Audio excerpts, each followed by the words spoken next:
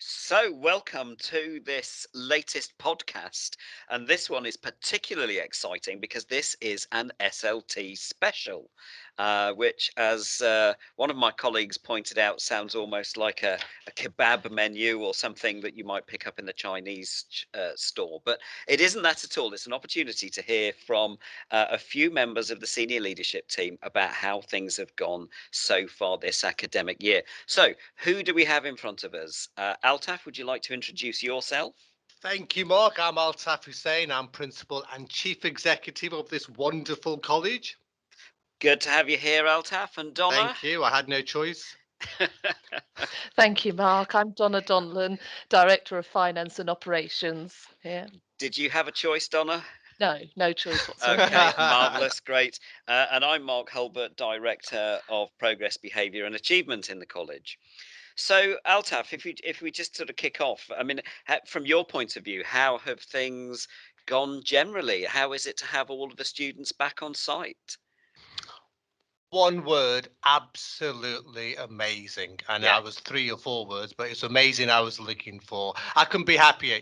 The heart of the college was not here, for the last couple of years, and we couldn't wait to have them all back. And 3,200 young people, the fifth largest sixth form college in the country. And yet, when I've had parents and VIPs come into the college, they've commented on the calm and purposeful atmosphere of this college. It's a sight to behold. I love every day. It's brilliant. we've really missed them, haven't we? I mean, a Yeah, college is nothing without its absolutely not. students. And in terms of you mentioned that sort of calm and purposeful atmosphere, have we done anything within the college that's different from the kind of things that we've done before that's maybe given us that sense of calm? I think we just got a sense talking to our students, talking to parents, that what our young people were crying for when they walked through our doors in September was structure and routines, because we're all creatures of habit, and COVID actually really kind of polarized all sorts of things. So we introduced a whole host of things. We introduced a chime in terms of actually giving people a sense that they need to go from A to B. We brought in a lot more visible leadership. There were a lot more staff around the place. We brought in a lot more study centres, a lot more areas where they could learn and eat and chat and kind of talk to each other. A whole host of things, because the feedback we were getting is that they wanted structure, and that's what we gave our students. Yeah, yeah. And you mentioned there the area in West Side, that kind of almost sort of internet cafe vibe thing that's going on. I love absolutely loving that, and the students have really responded well to that. It's been great. Sorry, Donna, you were going to say. Yeah, well, I was just to say that I was delighted with the work that we got done over the summer holidays. We invested an awful lot of money in the college. We were really pleased to hear that we did receive some funding towards that investment recently, but that investment has allowed students to behave in a different way.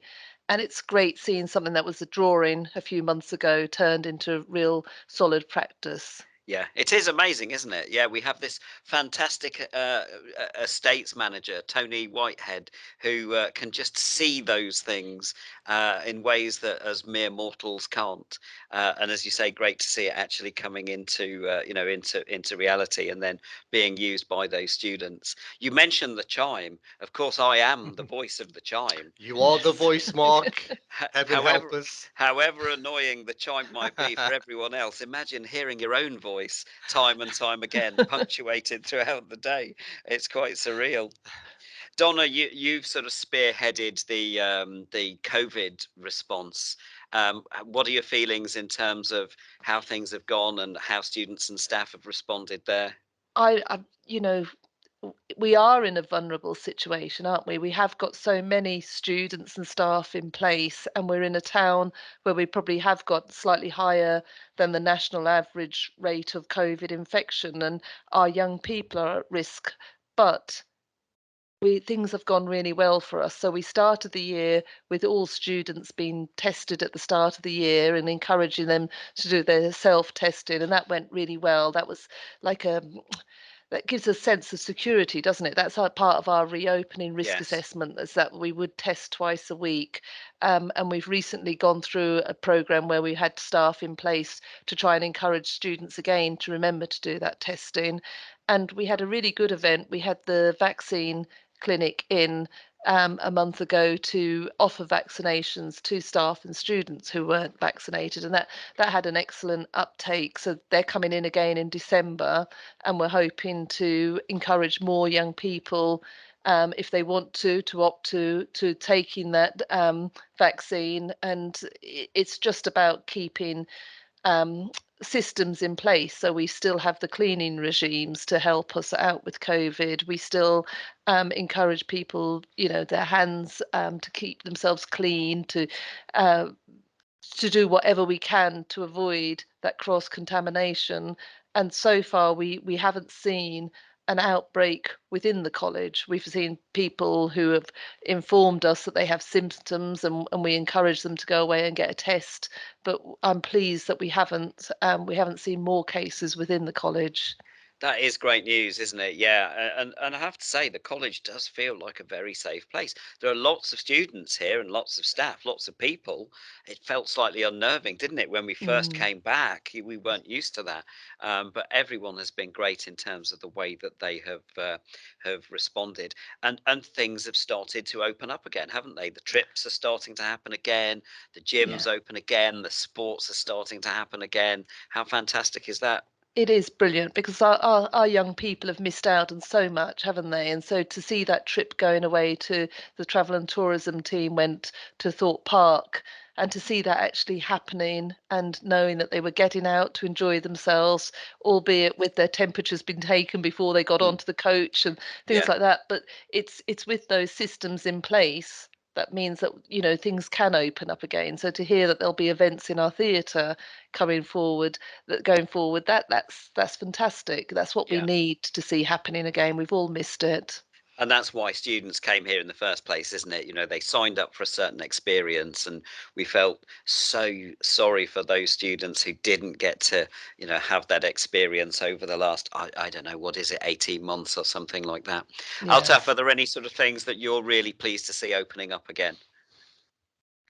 Everything, if I'm honest, Mark. I think we talked about the reasons why students come here in the first place, and they come here for a whole host of reasons. They come here because, we're the oldest sixth form college in the country. We've got a track record of athlete excellence for over 20, 30 years. Ofsted, we've been good or outstanding for over 20 years. And they come here also because of the huge range of subjects that we do. We've got the biggest range of A levels and B Techs and GCSEs in the area, if not in the country. But we're not just about the academia. We're about things like the productions. We've got Matilda, I think, and which is kind of, Yeah. in my opinion, Broadway level kind of production, and we get that from our students. And we've got the DOV. They come here for joining our first team football teams, and they came here for the gyms, and it's everything. It's that wraparound support, and that's why I think Donna mentioned we were so pleased that we spent over £250,000 on boosting our out of class support, our wraparound support for mental health, for safeguarding. But that's on top of probably £500,000 that we spent over the last 5 or 6 years, because the mental health and the personal support for our young people was so important even before COVID. But because we invested before COVID, we're in such a strong position in terms of looking after our young people in the classroom and outside the classroom. So Yeah. parents should be really reassured that actually, although we're big, we will still be looking after the small things as well. Absolutely, and that's so important, isn't it? Yeah. You mentioned that we were the first sixth form college in the country. So what was that? 1966, wasn't it? Something like that. So yes, and I think we celebrated our 50-year anniversary a few years ago. You'll remember that as well. But we go back even further. We've got Remembrance Day tomorrow, and we were looking. It was very poignant to look at in our board of those fallen students of ours Mm. from 1938. So people underestimate that we go back such a long way. We are the jewel in the crown of Luton, but the history spans back to 1938, Yeah, yeah. and we're still here, bigger and hopefully And even better. Yeah, and you've been principal all that time since 1938. I know, and the cream is really good. It's doing the trick for me, etc. Yes. Absolutely. But you're Well, right. It's an honour to actually be principal of a prestigious college. Genuinely, it's an honour. It really yeah, is. yeah, it is to work here too. I mean, one thing that you mentioned, Altaf, there, the Duke of Edinburgh's award, and that was one thing that I was really fortunate. Well, I am really fortunate to be involved in. And we were away in the Peak District over the last a couple of weeks ago, and seeing those students back out in the countryside, having an amazing experience, walking in beautiful countryside. They were doing so many things that they'd missed. It was just great to see. And there was some fantastic photos of you working on all your resuscitation activities. So that's yet another investment we've made, Yeah, Mark. If you want to describe that one more, because I think that's an excellent yeah.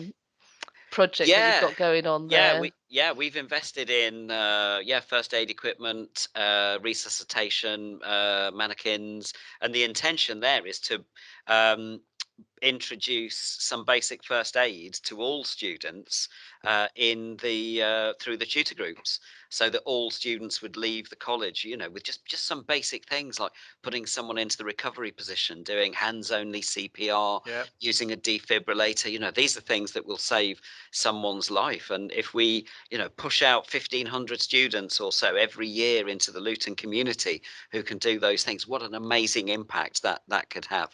And it's great to be able to do those things again.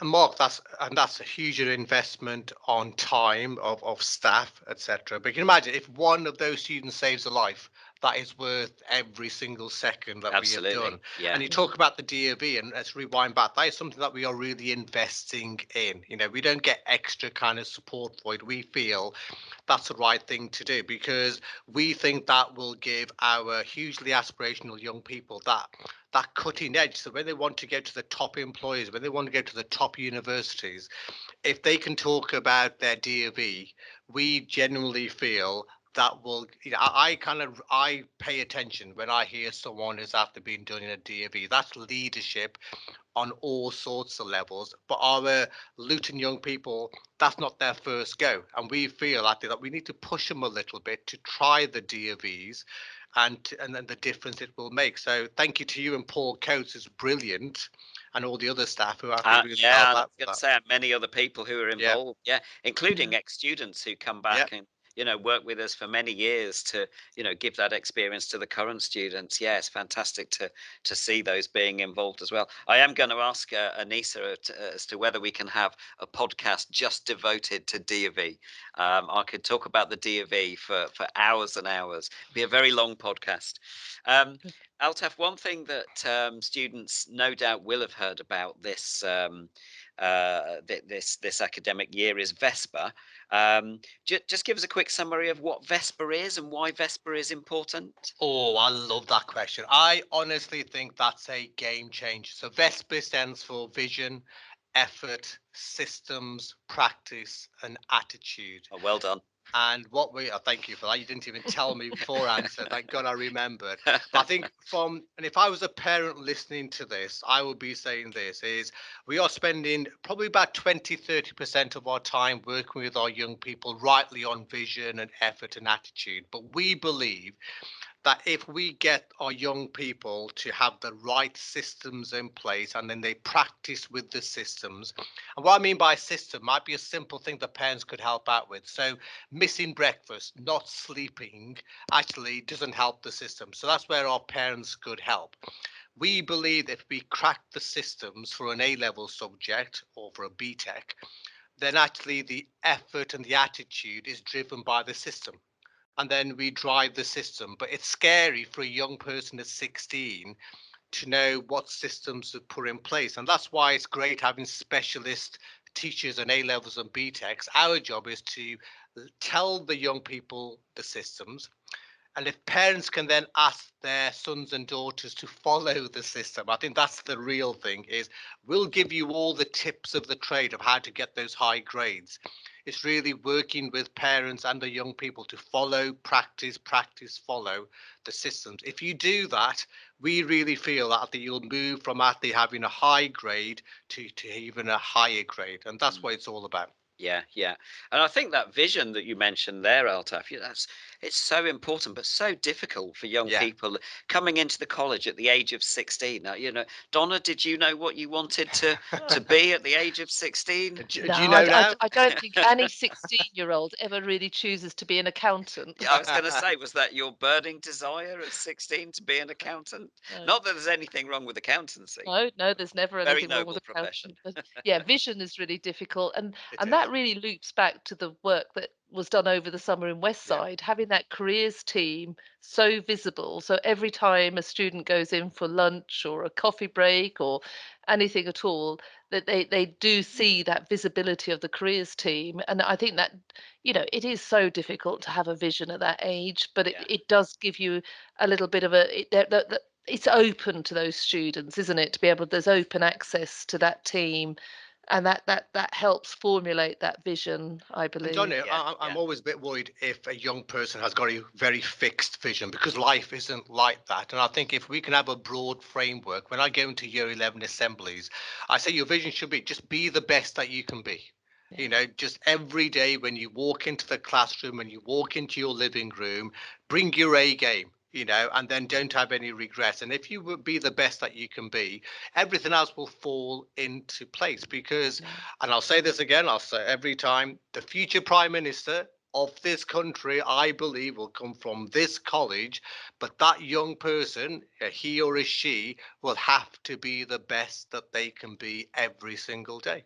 yeah, I've heard you say that many times. I'm looking I forward believe to it. when that actually yeah. I comes really true. Yeah, believe it. absolutely. Yeah.